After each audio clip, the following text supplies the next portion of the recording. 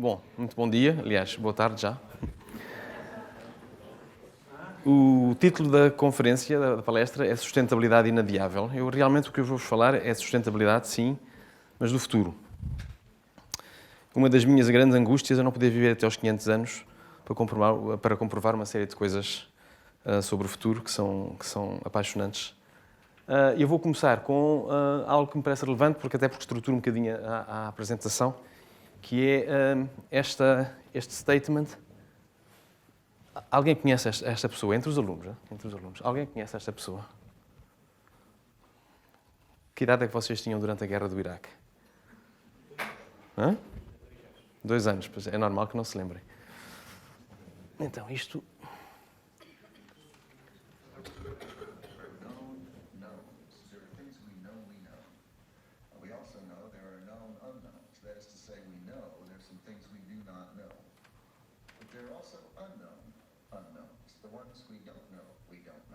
Portanto, 3 coisas. Há coisas que nós sabemos que sabemos, há coisas que nós sabemos que não sabemos e há coisas que não sabemos que não sabemos.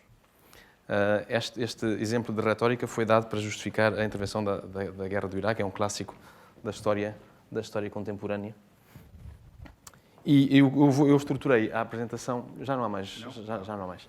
Eu estruturei a minha apresentação justamente por as coisas que nós sabemos, que têm a ver com o impacto humano no planeta. Questões ligadas com a utilização da energia, porque está relacionado com o nosso impacto no planeta, e são coisas, muitas delas, que nós sabemos que não sabemos. E, finalmente, um bocadinho de especulação sobre aquilo que nós não sabemos que não sabemos. Por definição, que não sabemos, não podemos realmente dizer, não é? Mas vale a pena fazermos alguma viagem para outras incursões, uma incursão para outras áreas do saber, nomeadamente a astrofísica, que digamos que é a área do saber, eu acho que tem mais, que se permite especular mais sobre aquilo que não sabemos, e depois eu volto outra vez à mensagem desta apresentação. Bom, se vocês não se lembram do Donald Rumsfeld, também não se lembram da Brundtland. Brundtland foi primeiro-ministro da Noruega, e quando cessou o seu mandato, as Nações Unidas encomendaram-lhe um trabalho muito importante, que foi este livro, Our Common Future, o Nosso Futuro Comum, que foi um livro que foi publicado em 1987 e que antecedeu a grande conferência do Rio de Janeiro sobre o ambiente. A grande conferência das Nações Unidas sobre o ambiente, em 1992, foi a conferência que lançou as bases da política de ambiente moderna. E neste livro, ela popularizou, eu não digo que ela cunhou, ela popularizou o conceito de desenvolvimento sustentável. E o que era esse conceito de desenvolvimento sustentável? Traduzido por miúdos, é nós preocuparmos com a solidariedade intergeracional. Não basta nós assegurarmos que há uma equitativa repartição da riqueza entre a nossa geração, que foi, no fundo, o grande debate do século XX, não é? Os grandes debates do século XX foram no desenvolvimento de correntes de pensamento, que cada uma delas, à sua maneira, defendia, no fundo, o mesmo, que era uma mais justa repartição da riqueza entre as pessoas de uma geração. Portanto, temos o comunismo, a social-democracia, o liberalismo, a democracia cristã, todos eles, à sua maneira, formulam ideologias que procuram abordar esta questão. Mas este conceito, de certo modo, foi uma pedrada no charco nos finais do século XX, porque introduziu outra questão. Então, e as próximas gerações, aquelas que não estão cá? Vamos realmente também nos preocupar em assegurar que essas futuras gerações tenham recursos também para viver? E, de certo modo, esse é o conceito de desenvolvimento sustentável. E, em concreto, neste livro, que presidiu, que inspirou também a Conferência do Rio de Janeiro sobre ambiente, o grande lema era pensar globalmente e agir localmente. Ou seja, temos que ter uma perspectiva global sobre os problemas do ambiente, mas depois a responsabilidade é nossa. É nossa de indivíduos e é nossa dos locais e dos países, etc. Portanto, temos que ter não podemos, digamos assim... esperar que a responsabilidade é dos outros, é nossa também. Pronto, este era, no fundo, o grande lema do desenvolvimento sustentável. Acontece que nós já estamos no século XXI e muitos dos desafios que temos pela frente em termos de ambiente e de sustentabilidade são problemas verdadeiramente globais. Há quem diga, nomeadamente, que nós entramos já no Antropoceno. Portanto, o Antropoceno seria uma nova época geológica que vem depois do Holoceno, que é a época onde temos estado. Portanto, é uma época de processos glaciares e interglaciares, de ciclos de cerca de 200 mil anos, em que passamos de um processo, de uma época glaciar para uma época interglaciar. Nós estamos numa época interglaciar, portanto, uma época quente. E, portanto, há uma série de desafios que são globais e o ser humano, neste momento, está a atuar como agente geológico. Altera o clima, altera a composição química da atmosfera e está a empreender um processo de extinção em massa. Bom, e temos alguns exemplos. Este é um excelente resumo, quanto a mim, do impacto humano no planeta. As cores que vocês veem no mapa têm a ver com a antiguidade da ocupação humana. Portanto, por exemplo, aqui em castanho escuro, ver se eu consigo. Isto não é ecrã, isto não funciona muito bem. Mas em castanho escuro são as zonas de ocupação humana mais antigas, cerca de 8.000 anos, onde houve uma transformação do território que é de facto muito antiga. E depois, aquelas cores ali têm-lhe o gradiente, vai passando do castanho até ao roxo, e o roxo escuro seria o mais recente, com uma ocupação humana com menos de 100 anos. E vocês veem que há muitas áreas do mapa que têm uma ocupação humana bastante recente. Uma ocupação humana bastante recente. E a verde tem então as zonas que ainda estão relativamente intactas, que não têm um impacto humano muito grande. Vem, por exemplo, ali a Amazónia, que está verde, mas também tem algumas áreas amarelas, portanto, umas áreas onde já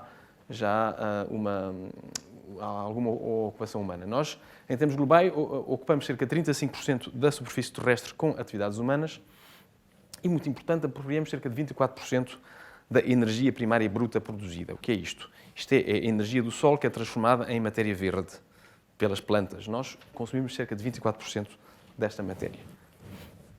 Bom, isto não é uma peça de arte, isto é um gráfico. É um gráfico em que cada barra é um ano, desde 1850 até 2018. E as cores refletem a temperatura global média do planeta. Portanto, para quem tenha dúvidas se estamos ou não perante um processo de aquecimento global, eu penso que este mapa, este gráfico, além de bonito, do ponto de vista estético, é bastante informativo. Portanto, há, efetivamente, oscilações de temperatura, mas aqui o máximo é 2018, em que 2018 foi ligeiramente menos quente que 2017 e 2016, mas claramente estamos numa franja, num padrão de aquecimento, sobretudo desde finais do século XX, bastante acentuado. Portanto, isto é resultado do antropoceno, é resultado da transferência que estamos a fazer de carbono desde o subsolo e desde o biota, portanto, da biosfera, portanto, desde o que são as florestas, o solo, etc., e do oceano para a atmosfera, o que altera o clima. Bom, este é um resumo de um artigo publicado pela minha equipa na revista Science. Isto, basicamente, o que vocês estão a ver aqui é mais uma vez um mapa. E vemos mapas. Estes mapas refletem diferentes climas, diferentes tipos de clima. Portanto, temos a vermelho a região equatorial, depois temos a região árida a amarelo, depois temos aqui a região boreal a azul, etc. E este gráfico aqui, que é um diagrama de aranha, um spider diagram, porque expressa aqui uma teia de aranha, e cada uma destes vértices aqui reflete uma métrica de alteração global. Mas só vamos falar de dois. Portanto, esta zona aqui azul, esta zona azul reflete que está relacionado com o clima aqui azul escuro, portanto, a região polar. E o que é que isto indica? Que vai haver uma grande alteração diária da região polar, portanto, esta é a métrica climática que usamos ali, uma grande alteração diária, em termos práticos, basicamente, que vai praticamente que desaparecer. O clima polar vai praticamente que desaparecer, isto em finais do século. E depois aqui a região a vermelho, que é a região tropical, são os outros picos que aparecem aqui. E aparecem aqui em anomalias climáticas, portanto, a alteração local do clima, a presença de eventos extremos, de eventos climáticos extremos, portanto, de grande seca ou grande calor, e também o aparecimento, isto é muito interessante, de climas novos. Portanto, climas novos, basicamente, são tipos de clima, combinações de temperatura e de precipitação que não existem hoje em dia no planeta. Portanto, são climas novos. São climas que nós não temos conhecimento no nosso registro atual da sua existência. Portanto, isto basicamente dá-nos logo uma informação em termos de impacto climático, quais são as áreas que têm um impacto mais acentuado. Mas é diferente. Uma coisa é uma área que desaparece, digamos que é um impacto muito dramático, e depois são áreas que têm mais frequência de eventos extremos ou são áreas que se transformam e que dão origem a combinações de climas diferentes. Pronto. Este é outro artigo que nós fizemos, onde fizemos uma análise global do impacto, não só das alterações climáticas, porque não é só o clima que afeta as espécies, neste caso são anfíbios, portanto as rãs, as salamandras e as cobras cegas, que não são cobras, que são anfíbios, são os celídeos, em latim. E nós comparamos 3 tipos de impactos. O impacto climático, o impacto das alterações do solo e o impacto de uma doença emergente, que é um fungo que está a dizimar os anfíbios a nível mundial. Diga-se de passagem que este é o grupo de vertebrados terrestres mais ameaçado do planeta. Mais de 40% dos anfíbios a nível global estão neste momento ameaçados de extinção. E é em virtude deste cocktail explosivo de vários drivers de mudança. Temos, por um lado, o clima, temos, por um lado, o solo e, por outro lado, esta doença emergente, que ainda não se percebeu muito bem como é que apareceu, porque é uma doença muito antiga, mas que, de repente, começou a ter efeitos letais muito grandes. Portanto, aqui, por exemplo, eu não vos vou...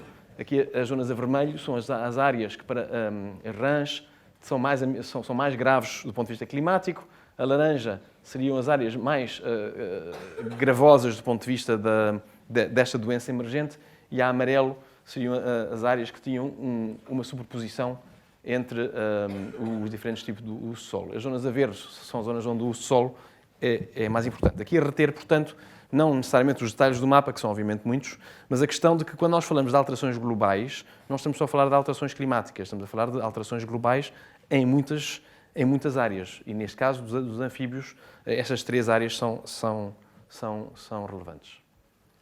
Portanto, voltando à narrativa do desenvolvimento sustentável, nós chegámos à conclusão, nas últimas décadas, que aquela máxima do desenvolvimento sustentável, de pensar globalmente e agir localmente, não é suficiente. Nós não vamos conseguir resolver os problemas do planeta só com esta estratégia. É preciso também adotar a outra máxima, pensar globalmente e agir globalmente.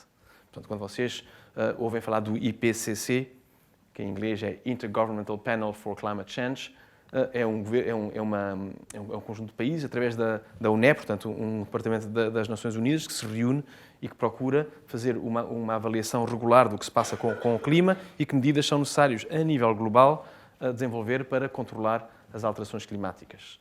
Da mesma forma, o famoso Acordo de Paris é um acordo que procura já ter medidas muito concretas, é um acordo entre Estados que procura ter medidas muito concretas no sentido de descarbonizar a economia, portanto, de fazer transformações, por exemplo, nos transportes, que reduzam o nível de CO2 que é emitido para a atmosfera. Pronto, isto leva-nos à segunda questão, que é aquilo que sabemos que não sabemos. E vou começar, se calhar, por algumas coisas que nós sabemos, que é o consumo energético. Isto é o gráfico do consumo energético no planeta desde 1820 até aproximadamente à época atual. E o que é que nós podemos reter deste gráfico? Bom, a primeira coisa que salta à vista é que, a partir dos primórdios do século XX, houve uma explosão de consumo energético que tem a ver com a Revolução Industrial. Nós primeiro tínhamos estes biofuels, não são os biofuels modernos, é basicamente lenha. É aquilo que é a matéria que a natureza nos dá diretamente. Não é? Portanto, temos um consumo que basicamente tem sido constante desde 1820 até agora, com ligeiro aumento agora no final. Depois, o carvão aumentou logo no princípio da Revolução Industrial, pouco depois foi seguido pelo petróleo, pouco depois pelo gás natural e, finalmente, começou a entrar no mix as hidroelétricas e a energia nuclear. Mas temos claramente, em termos de biomassa, portanto, de carbono, que vem diretamente do recurso do subsolo, que é o gás natural, o petróleo e o carvão, e temos aqui um bocadinho que é aquilo que a mãe natureza nos dá agora. Não é? Portanto, isto é parte da energia, que é chamada energia não renovável. É uma energia que foi acumulada no subsolo durante milhões e milhões de anos, que nós agora estamos a usá-la, estamos a desfrutar dela, mas claramente isto é a métrica de viver acima das nossas possibilidades. Isto não vai lá estar sempre, somos a geração, a nossa e a anterior, que puderam usar de uma maneira bastante fácil estas fontes de energia, mas nós sabemos que algum dia isto vai acabar. Portanto, obviamente não é sustentável assentar o nosso desenvolvimento humano com base em fontes de energia que nós sabemos que são finitas. Este, ao mesmo tempo, é o gráfico da população humana, número de pessoas. Mais ou menos também até aos dias de hoje. Nós passámos já esta barra, estamos nos 7,5, 7,6, portanto aqui está um bocadinho abaixo dos 7. Portanto, a população humana tem vindo a aumentar e a curva da população humana e do consumo humano basicamente é bastante semelhante. Portanto, nós podíamos dizer, bom, aqui, quanto mais pessoas, maior o consumo energético. Verdade. Mas também, se nós vimos a mesma curva de 1820 até agora, tem havido um aumento do consumo per capita. Isto agora já não é consumo total, é consumo per capita. Portanto, é o consumo por pessoa, por unidade de pessoa. E qual é o mix? Portanto, basicamente, houve um aumento também muito grande e pronto, e cá está outra vez as cores que refletem qual é que é a percentagem de diferentes fontes de energia que contribuem para este mix. Agora, aqui entramos naquilo que são especulações, que é aquilo que nós sabemos que não sabemos. É o futuro. Como é que será o consumo de energia no futuro? Existem projeções até 2035, por exemplo, isto é referência, portanto é agora, digamos assim, não é agora, é 2015, mas enfim, é como se fosse, e vocês veem que continua a haver um ligeiro aumento do uso de petróleo, um ligeiro aumento de gás, um ligeiro aumento de...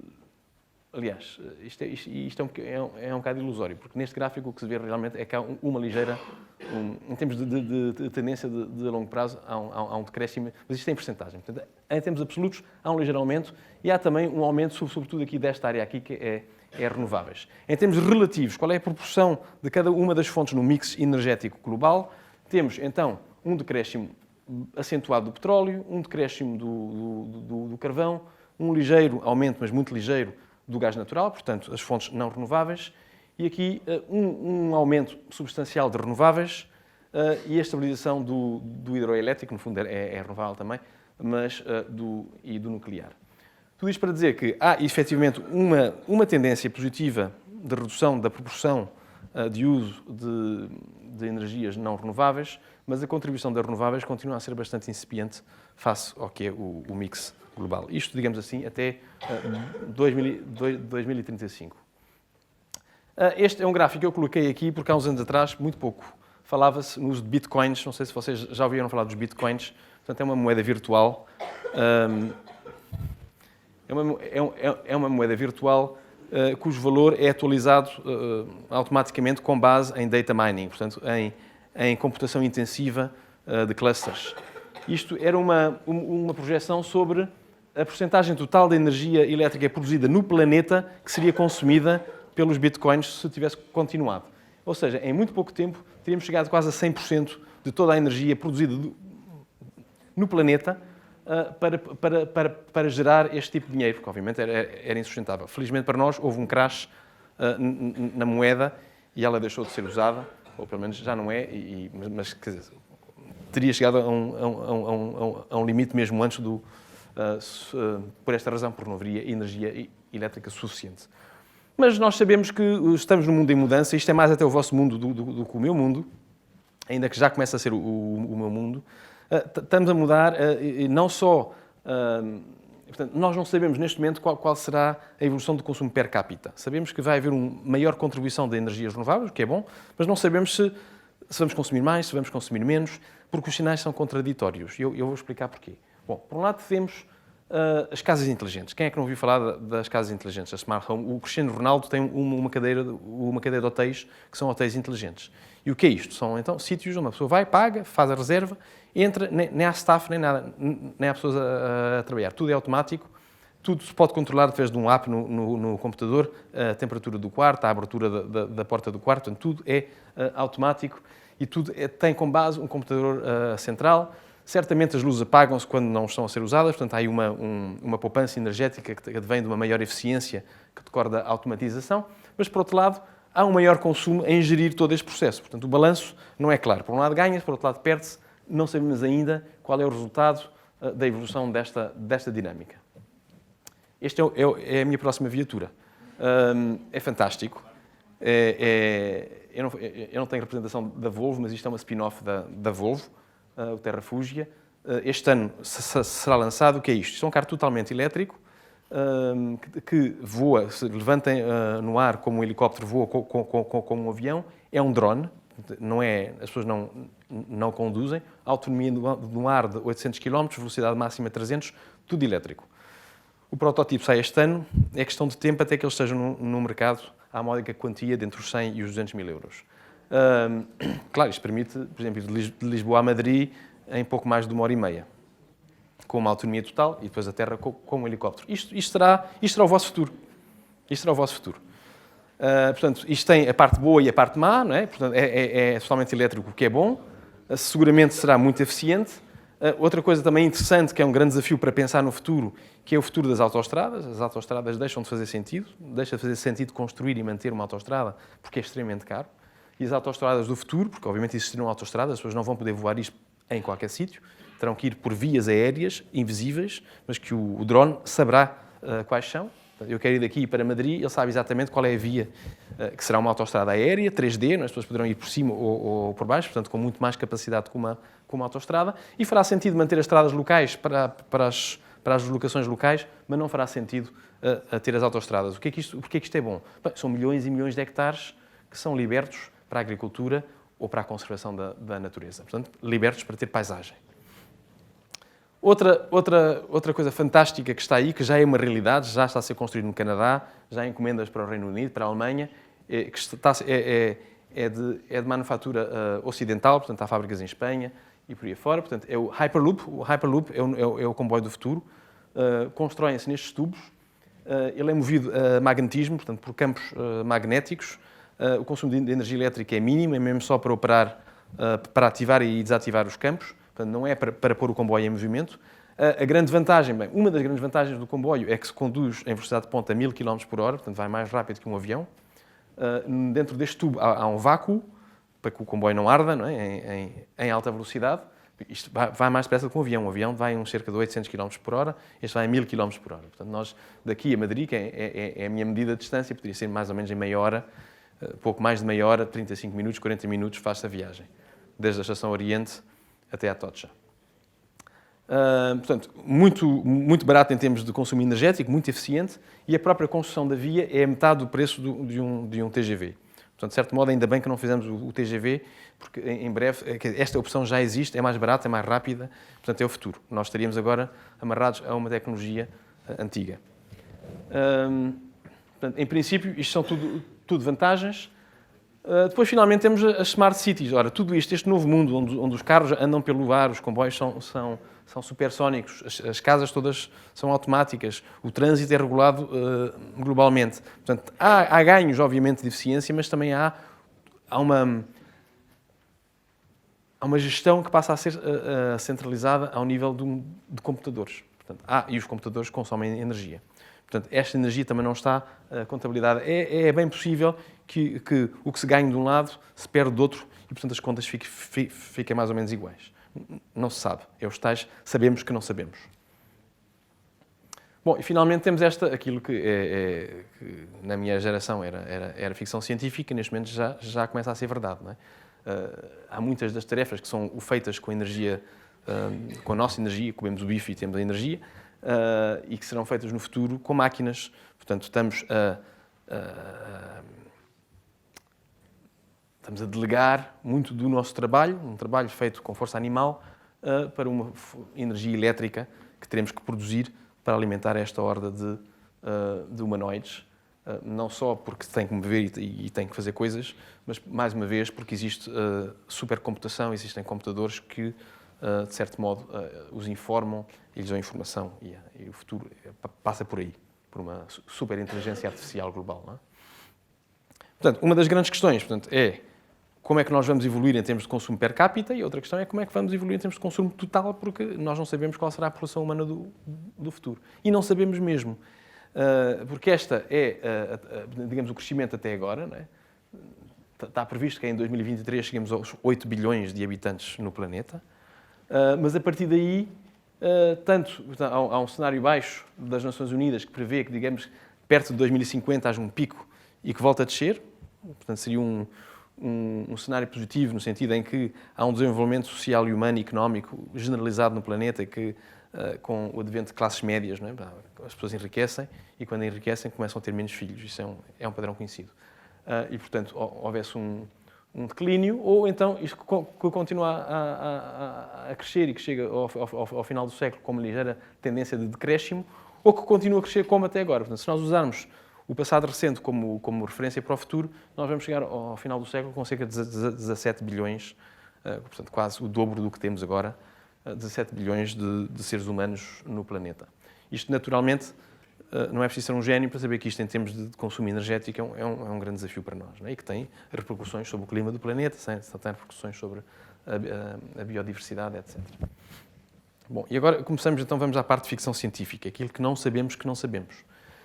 E quando nós pensamos no que não sabemos, vale a pena ir atrás aos anos 40 e ver o que o Nikolai Kardashev escreveu. Era um matemático russo, e o que ele criou a chamada escala de Kardashev, que é a escala que os astrofísicos usam e os astrobiólogos quando andam à procura de vida fora do planeta Terra. Porquê que isto é relevante?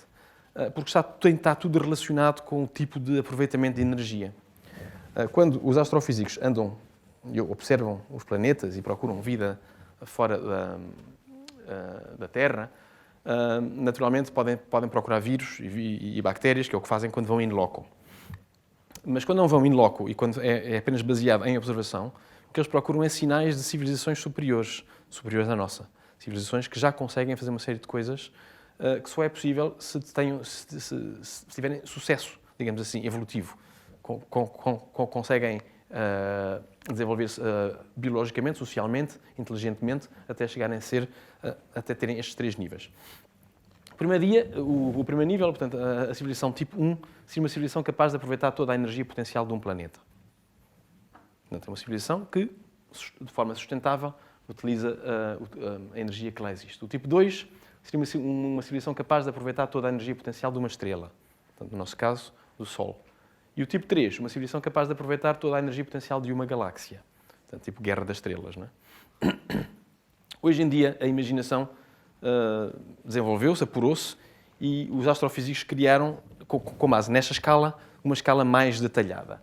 Então, temos a escala, o nível tipo 0, que é onde nós estamos, portanto, que é uma civilização capaz de aproveitar a energia do planeta, mas não todo o seu potencial. A civilização humana estaria aproximada em 0,7 nesta escala. Ainda falta controlar com mais eficiência as reservas de energia e aprender a controlar o clima. Portanto, se nós conseguíssemos fazer isso, estaríamos então a caminhar para o tipo 1. O tipo 1 seria uma civilização capaz de aproveitar toda a energia potencial de um planeta, e a energia esta que pode vir de qualquer fonte, seja eólica, solar, cinética, etc. A este nível, a civilização seria capaz de aproveitar a energia gerada por vulcões, terremotos, tempestades, furacões e outros fenómenos da natureza, tendo a capacidade de controlar o clima do planeta. Ora, segundo dizem os astrofísicos que pensam nestas coisas, a transição entre o nível 0 e o nível 1 é uma transição muito perigosa. Uma transição muito difícil. Eles dizem que nós estaríamos aproximadamente daqui a 100 anos a chegar ao nível de civilização tipo 1. Mas ele diz, bom, isto basicamente para chegar a uma civilização tipo 1 é a globalização perfeita, não é? É quando os países começam a trabalhar de uma maneira mais concertada, há uma coordenação global de políticas, a ciência avança muito mais, portanto, é o florescer de uma civilização global. E segundo dizem os astrofísicos, e não é difícil de seguir o raciocínio, a transição entre uma sociedade um bocado como a nossa e esta sociedade global é uma transição difícil, porque, como vocês sabem, existem forças políticas de sentido contrário, que preferem mais uma abordagem regional, etc. Mas estes desafios, no fundo, da energia são desafios globais. Bom, a civilização tipo 2 já seria uma civilização capaz de aproveitar toda a energia de uma estrela, com capacidade de alterar qualquer coisa dentro do sistema solar, como, por exemplo, mover planetas de órbitas ou aproveitar toda a energia potencial, além da energia da estrela, dos planetas que a orbitam. Portanto, isto já é uma civilização que consegue buscar energia, toda a energia do Sol, portanto, neste caso, de uma estrela da sua órbita, e com essa energia pode fazer muitas outras coisas, mover planetas dos seus sítios, etc. Bom, e a partir de agora, eu vou virar a página e entramos em ficção científica pura e dura. Então, o tipo 3 é uma civilização capaz de aproveitar toda a energia potencial de uma galáxia com capacidade de alterar qualquer coisa dentro dela, como, por exemplo, mover sistemas solares das suas órbitas, formar ou destruir estrelas, fundir ou dividir estrelas, usar planetas como blocos de construção para algo maior, aproveitar a energia potencial de supernovas e hipernovas, formas de aproveitar a energia de buracos negros ou quasares e qualquer coisa ao nível da manipulação possível com uma galáxia. Isso é extraordinário, que os astrofísicos é isto que andam à procura. A civilização tipo 4, mais avançada, portanto, uma civilização capaz de aproveitar toda a energia potencial do universo, capaz as capacidades desta civilização seriam inimagináveis, podemos especular sobre alterações no espaço-tempo e controlar totalmente a entropia. Finalmente, a 5, uma civilização capaz de aproveitar toda a energia potencial de vários universos, partindo do pressuposto que o universo que habitamos é apenas um entre vários, como defendem algumas teorias do multiverso. E, finalmente, Deus. A civilização tipo 6 seria uma civilização que viveria fora do tempo e do espaço, sendo capaz de criar e destruir universos. Poderia ser colocado aqui o conceito de divindade, poderia realizar literalmente qualquer coisa. Bom, é por isso que eu digo que isto é um bocadinho ficção científica, mas estamos a falar daquilo que não sabemos, que é justamente o que nós somos neste universo. Não é? Nós não sabemos se somos um átomo, somos uns micróbios, uns organismos minúsculos dentro de uma coisa maior, que é um organismo de qualquer coisa. Não é? Portanto, qualquer pessoa que no verão se senta a ver as estrelas, quando é criança, desperta-se a imaginação. E eu todos os verões faço isso com os meus filhos e as perguntas que eles me fazem são extraordinárias, não é? Um bocado nesta linha. Bom, é aquilo que não sabemos. O que nós sabemos que estamos a ter um impacto humano que é global, é dificilmente reversível, sem medidas drásticas, medidas corajosas. A continuar a trajetória atual é mais que provável que essa trajetória seja geradora de catástrofes. Nós não temos capacidade de consumir energia como estamos a consumir e ocupar o território como estamos a ocupar, porque o planeta é finito, não é? Portanto, existem limites ao crescimento, efetivamente, que temos conseguido, de certo modo, com a tecnologia, estender. Depois, há as coisas que sabemos que não sabemos, portanto, ainda que a tecnologia permita ganhos de eficiência na utilização de energia, o consumo energético global irá certamente aumentar, ainda que seja desconhecida a ordem de magnitude desse aumento. Sabemos, é muito provável que vá aumentar, não sabemos é exatamente quanto. E também é provável que, com o tempo, a proporção de energia que vem de energias não renováveis também se reduza substancialmente, mas ainda aqui também é preciso energias políticas, digamos assim, muito, muito corajosas. E depois os anãos, portanto, aquilo que não sabemos, portanto, por definição são desconhecidos, mas temos que contar com elementos desconhecidos para passarmos do nível civilizacional 0 para 1, sem dar origem a processos de autodestruição. Portanto, este desafio que nós temos de continuar a ter um nível de vida como aquele que temos, até melhor, porque as tecnologias estão a aumentar sem destruir o planeta, que é a base de sustentação da nossa própria existência, precisa daqui alguma coisa, há qualquer coisa que falta na equação para que isto seja possível. Não é? Portanto, é um anão e possivelmente, enfim, vamos precisar de outras tecnologias e novas abordagens. E agora passamos da astrofísica um bocadinho para a biologia evolutiva, que é, vocês possivelmente ainda não estudaram isto, que é uma coisa que se aprende mais tarde, mas há toda uma teoria, que é a teoria do gene egoísta, que no fundo diz que o Homo sapiens é um ser, aliás, como qualquer organismo, é um ser que zela pela sua fitness, e a sua fitness é a tradução difícil, mas a fitness é, no fundo, a nossa qualidade, o nosso bem-estar e a nossa capacidade reprodutiva, a nossa capacidade de, com sucesso, passar vida para as próximas gerações. Portanto, qualquer indivíduo está programado, independente do que nós queiramos ou não queiramos, nós estamos programados para ter uma fitness individual maior. Da mesma maneira, estamos programados para defender a fitness, portanto, o bem-estar da nossa prole, portanto, da nossa família. E, do mesmo modo, nós não somos só nepóticos, também temos a capacidade de zelar pelo bem-estar comum, que, no contexto do Homo sapiens tradicional, seria a sua tribo, a sua aldeia, a sua... Pronto. E, num contexto de catástrofe, nós, que no dia-a-dia, estamos um bocadinho aqui, não é? Zelamos pelo nosso bem-estar. Se há problemas, o próximo nível é a prole, mas num contexto de uma guerra as pessoas dão a sua vida para o seu país, para a sua aldeia, para a sua... Portanto, isto reflete este altruísmo, que segundo os biólogos evolutivos não é altruísmo nenhum, é egoísmo, mas, enfim, em termos sociais pode ser visto como um altruísmo, que nós prescindimos de nós próprios em bem de uma causa maior. Não é? E isto, no fundo, este instinto de sobrevivência, este instinto de preservação pessoal e social, é o que, em princípio, nos dará a ferramenta biológica, evolutiva, para fazer face aos desafios que temos no futuro. É conhecido o caso dos lemmings, não sei se vocês conhecem, os lemmings chegam a uma altura, vivem em ilhas, muitos deles, e chegam a uma altura em que a população é tão grande que eles se suicidam em massa. Eles correm para uma ribanceira e isso é um dos grandes mistérios, porque, tendo em conta este princípio que todo o indivíduo tende à sua preservação pessoal e à maximização da sua fitness, não faz muito sentido este suicídio coletivo, a não ser que ponhamos na equação que eles fazem isto para preservar a população no seu contexto, ou seja, no momento em que eles estão, que não há um controle populacional, que não há predadores, etc., que eles crescem desmesuradamente, que são demasiados, eles matam-se e assim conseguem que a espécie não seja extinta. Bom, portanto, o que é que nós temos que fazer para poder lidar com estes desafios que temos pela frente? Eu penso que esta é a questão do milhão, não é? E, naturalmente, eu sou investigador, eu não sou político, e vocês também são estudantes, mas, como cidadãos, temos todos que pensar um bocadinho, sobretudo vocês, como é que, no futuro, irão lidar com estas questões que vão ser as questões do vosso dia-a-dia. Bom, uma delas é que não há futuro sem conhecimento.